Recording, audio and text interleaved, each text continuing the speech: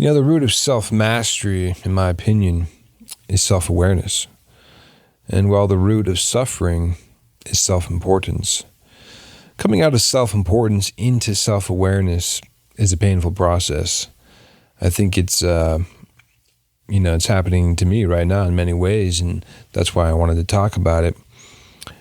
Because in revealing these terrible traits about myself, I'm identifying some of the ideas and concepts around self-importance and the duality of the fact that at the same time, I'm trying to become more increasingly self-aware. But, self-awareness is really relinquishing of control and of false identity. It's tearing down the walls in our consciousness that we build to supposedly protect our fragile egos and our attachments. It's coming down off of our ivory towers of understanding.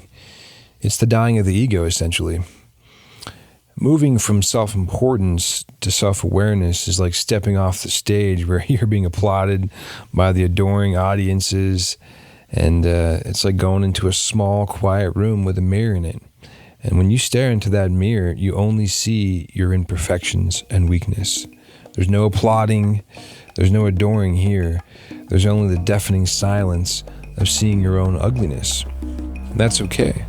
We all have times in our lives where we need to be willing to go into that room and to do that.